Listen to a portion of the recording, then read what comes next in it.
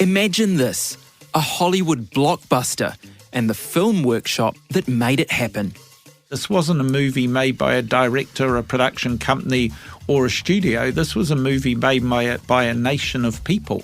The Lord of the Rings and the creative genius who designed Middle-earth. My view is just get building the fantastic idea and the rest will naturally fall into place.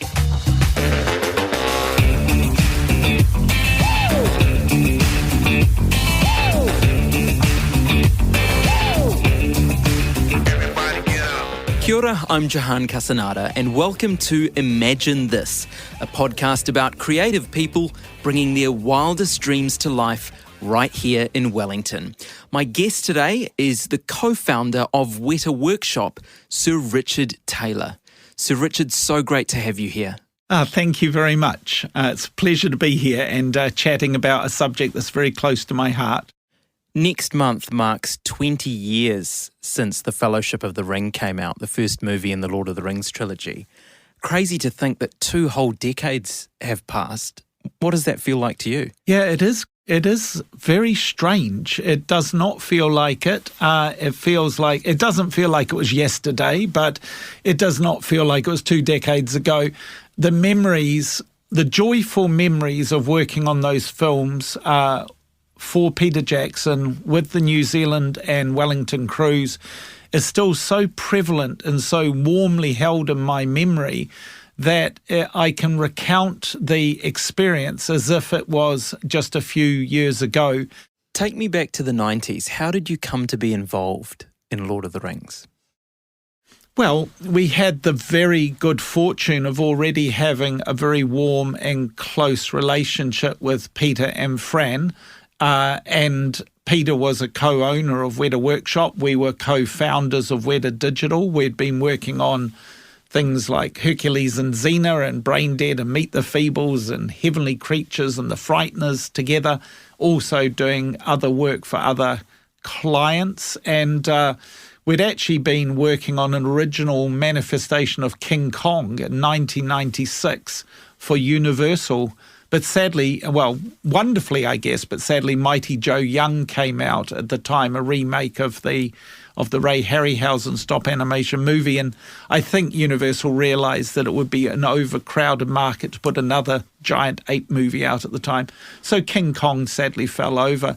Peter went out around the world and came back with the original Miramax 2-movie deal to make two 2-hour movies of The Lord of the Rings. And we just were very fortunate to be there, ready to start and take on the fairly significant number of departments that we kindly were able to take on. And, the rest is history. Was that daunting? The only way I've been able to liken it is, when Pete said, grab the guys, pick up some fish and chips and a bottle of Coke, and come around, I've got something to tell you. That was the phone call that he gave me. And the guys were the 5 designers within our workshop and Tania and myself. And as those words came out of Peter's mouth, you psychologically are processing it because you know the magnitude of the literature and what it will mean to a huge part of the world's Western population that have read the books and hold them dear. And I liken it to standing at or being led to the edge of a precipice, and you can choose to step back from that precipice and play it safe and go, well, maybe someone else should take up this role, and I'll play an important role in the background doing my normal work. Or you step off the edge of the precipice. And of course, you always free fall for a while.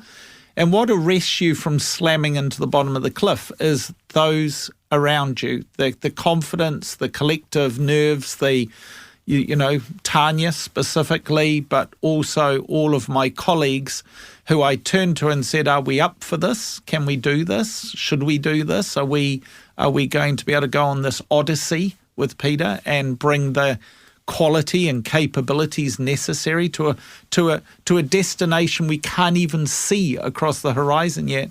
Did you worry about that? Were you worried that maybe you weren't up to it? Once I processed it and we drove home from that meeting, I never then worried about it, that we couldn't pull it off. I don't want that to sound arrogant, because of course there was anxieties every day that we could deliver something of high enough quality, but I didn't want to pour my energy into that anxiety.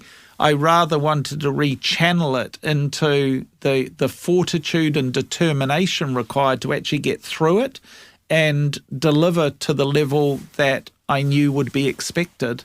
For people of my generation, we've grown up with these movies.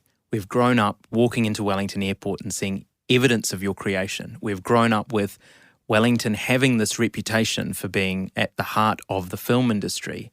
But what was it like back then, before any of this had been created, and when you were just looking at a blank page? There was a blank page on one particular day, the first day, and you start filling it in, and you start filling it in very, very quickly. We're very fortunate that as a couple, the ability to plan and concoct a solution doesn't just stop at the end of the day. Of course, it carries on into our evenings as we wake in the morning, and that allowed us at the time to just live and breathe it. And so nothing else existed in our lives at the time other than just getting these films started and up that and running. Lasted for years. So what was the sacrifice that you had to make? It lasted for 7.5 wonderful years. I've never actually given a moment's thought to the word sacrifice. I don't see that, because of course the sacrifice is if you give up something that you would rather have been doing, and there was nothing I would rather have been doing. But you gave up being able to sleep, you gave up being able to eat at times, you had very little personal life or no personal life outside work. You were happy to give those things up for this project? Well, see, you've used the magic word, which is work. It's not work, of course, because you're with your colleagues are your best friends. The very thing that you do for a hobby, you're doing for a career. And the very people that you're associating with, you would associate out in your social life at the pub if you weren't doing it at work.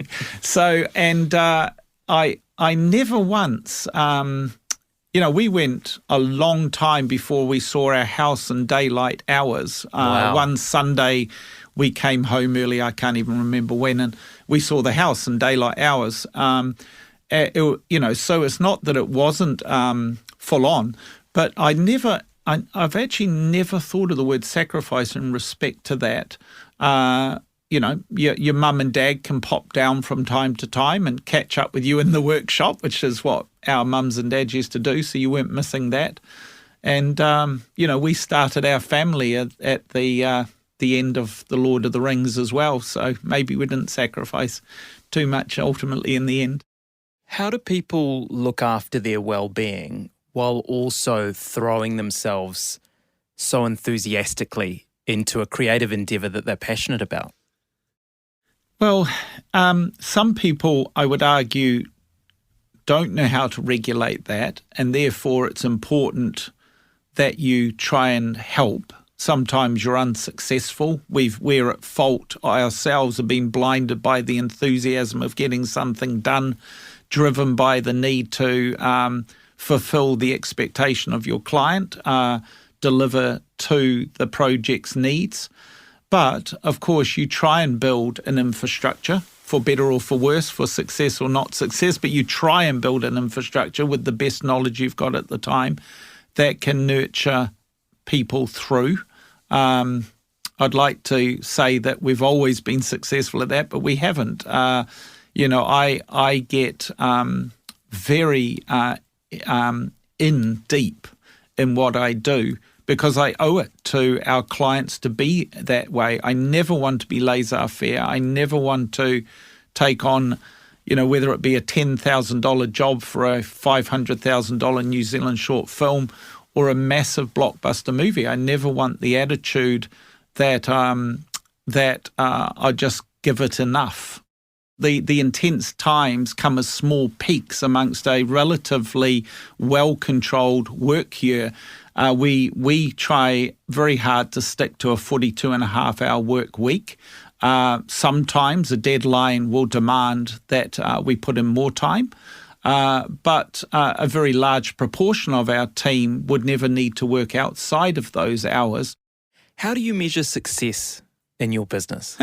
Well, that's an interesting question because I have a bit of a maybe not the obvious answer, because naturally I get asked that from time to time, and naturally people would think that it would be measured maybe in awards or red carpets that we've tread upon. The number of Oscars on your shelf. Yeah. I consider that our successes can be measured in family and house ownership, number of children born to people that work with us, and number of mortgages owned by people that have come on this journey with us.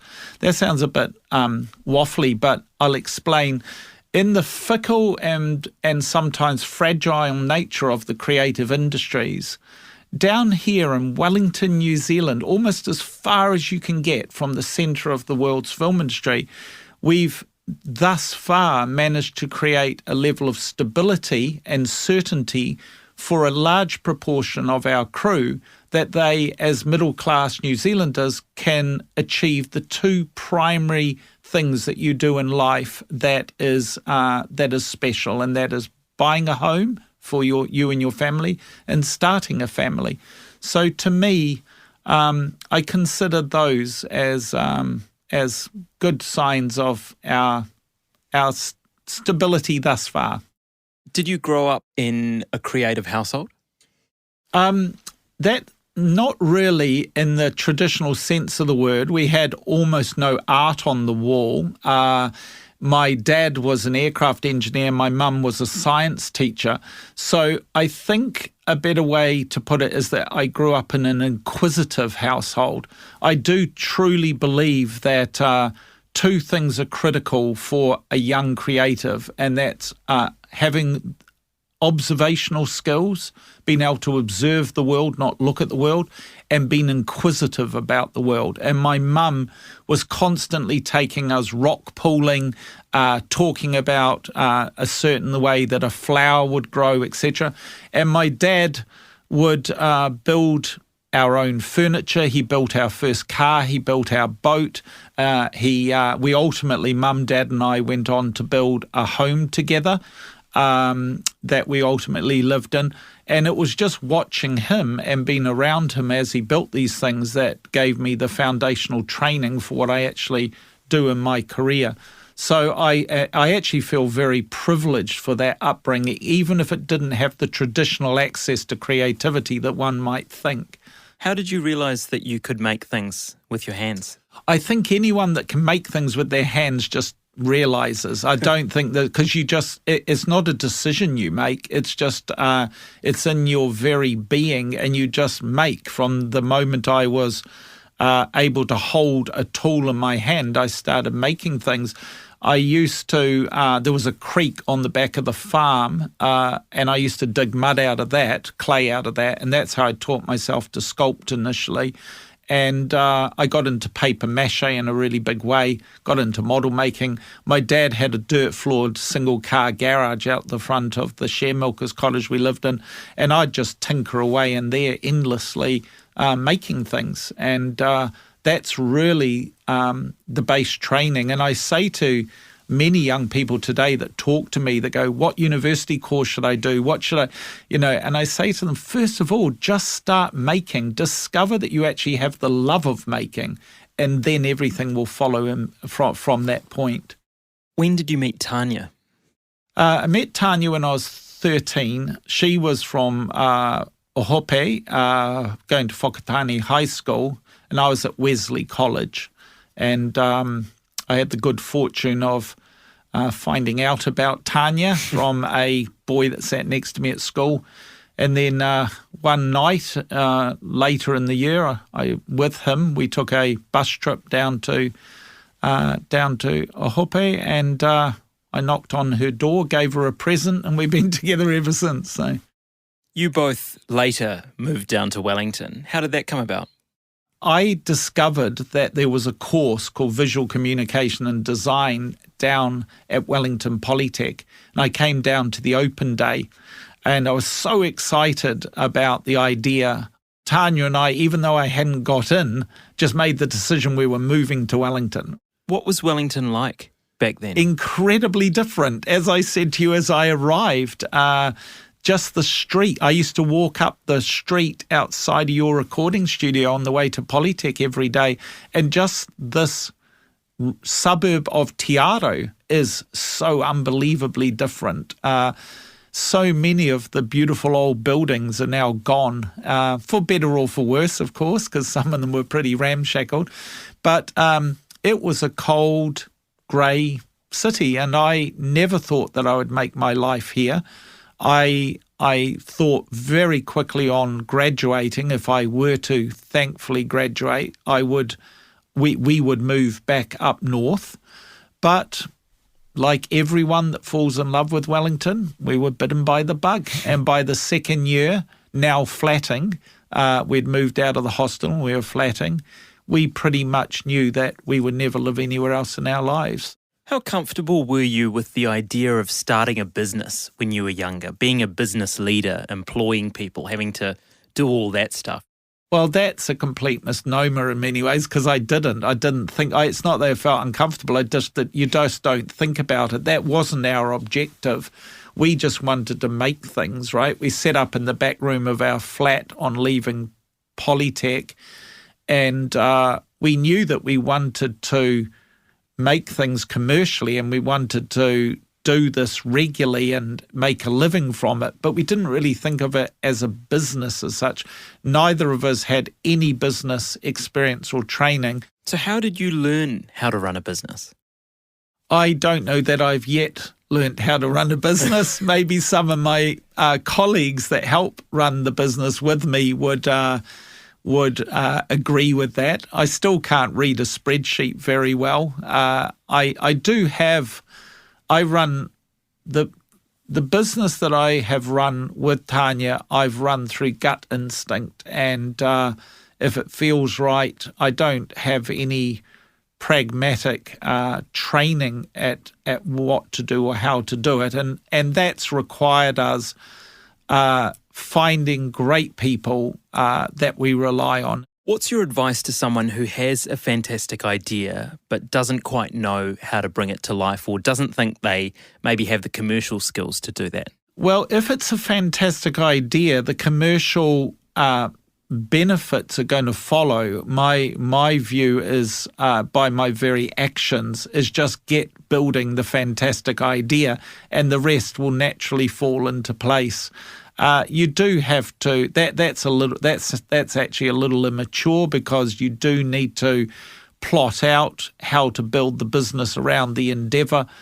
But I've always been of the view that if you do too much analysis, if you set up too much of the infrastructure, somehow that initial seed of an idea will begin to dissipate and be lost in the focus on the business rationale. And to me, ignite the idea, get it growing, fertilize and water it, let it start to bloom, and then try and figure out how best you might benefit from that. And that's probably not very good advice, but it's definitely the way I've liked to work, and how Tania and I have sort of tested the waters with things that we're inspired to do. We're quite good at stifling creativity, aren't we? We're quite good at telling people all the reasons why they shouldn't try something, especially young people. Exceptionally good at it, and it's one of the great sadnesses of culture. Our culture? Our culture to some degree, and I think a culture in the Western world to a great degree. You know, I work up in China, as I was mentioning, and the thing that I have enjoyed more than anything else in China is this extraordinary optimism that people carry every day. You will see people that are at a peasant level of economic life, But every day they put on that clean shirt and they step into the day with the optimism that tomorrow is going to be better for them. And they pursue that with a passion, and the environment around them assists them to pursue that with a passion. Is that how you see the world? Oh, that's definitely how I want to see the world. To this point, and long may it last, because the knocks along the way obviously take the edges off the sharp mind that you might have. But to this point, for the most part, I can wake each morning and look very optimistically at what's ahead. Have you had a few knocks? We've had an unbelievable number of knocks, of course. This COVID situation has caused us probably a most unprecedented knock, because unlike a lot of businesses, most of what we do is driven by hand skill capabilities in a gregarious environment with access to cutting edge equipment. You can't take that home at lockdown. Can't do that over Zoom. No, you can't do it over Zoom, and nor should people wish to. You have, if you're a handcraft model maker, you have to be on the crafts, hand making the models.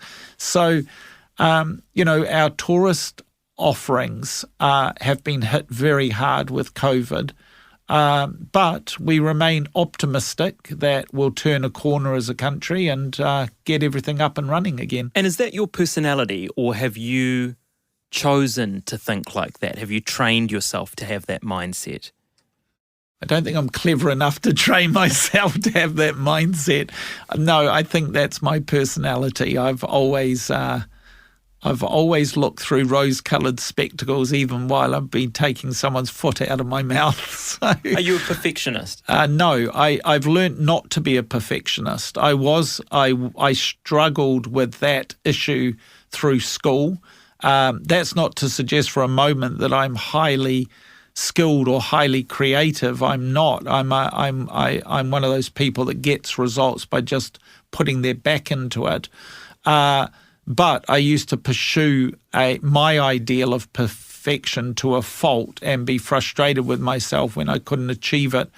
But today, and for a long time, excellence is what you need to pursue, not perfection in a commercial world, because perfection is an impossible target that will drive you into a hole in the ground if that becomes your single focus. So we promote to our colleagues and friends at work that it's the pursuit of excellence, and leave perfection to the fine artists and the world's self-employed craftspeople. Are there any other ways you've changed during your time in business? Oh, fatter, older, greyer. Those are signs of a life well lived, surely. You think? Have I changed? I like to think that I have changed the least amount. It would be interesting to ask my colleagues that. But people say from time to time to me, and people I've caught up with years later, I hear not too irregularly, gosh, you haven't changed at all. Obviously I have, because the world of hard knocks certainly changes some level of your mentality. But I do still feel equally as passionate about what I've been fortunate enough to do for a career. I do feel very blessed to do that career with a group of friends and colleagues. And I do feel very proud of playing a part in sharing what is culturally and creatively capable on the world stage. I do have a very lofty view of craftsmanship.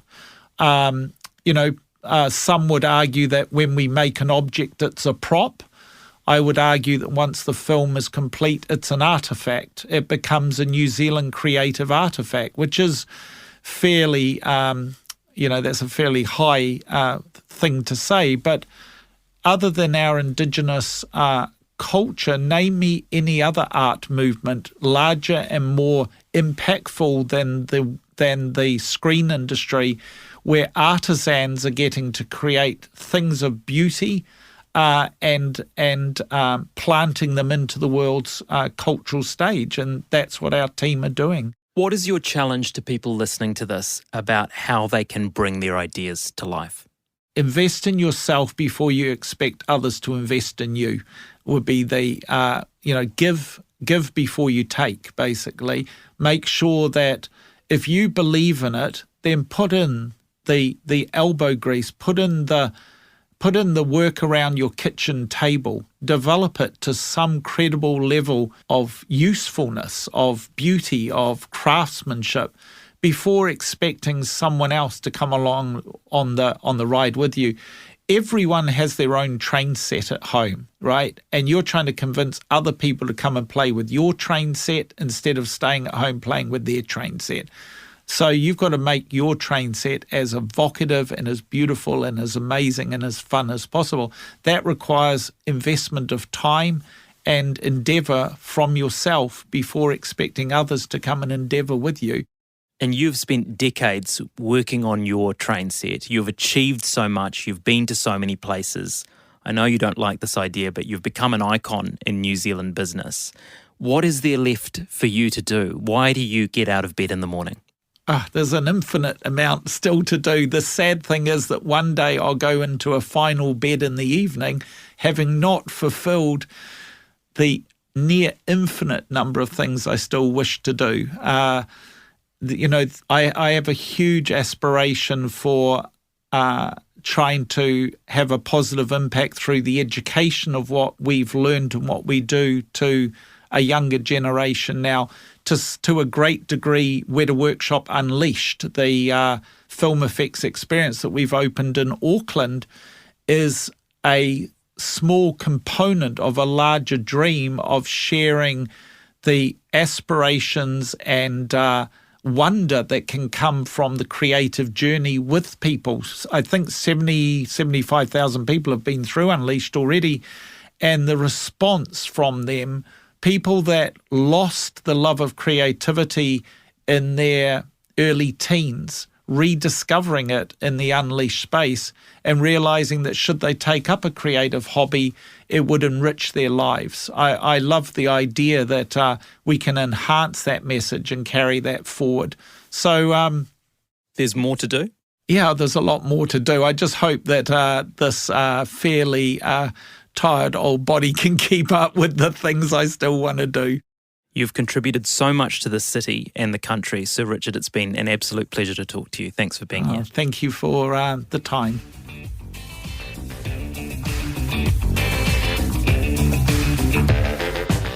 Imagine This is brought to you by Wellington NZ. Check out more episodes right here or wherever good podcasts are found. See you next time.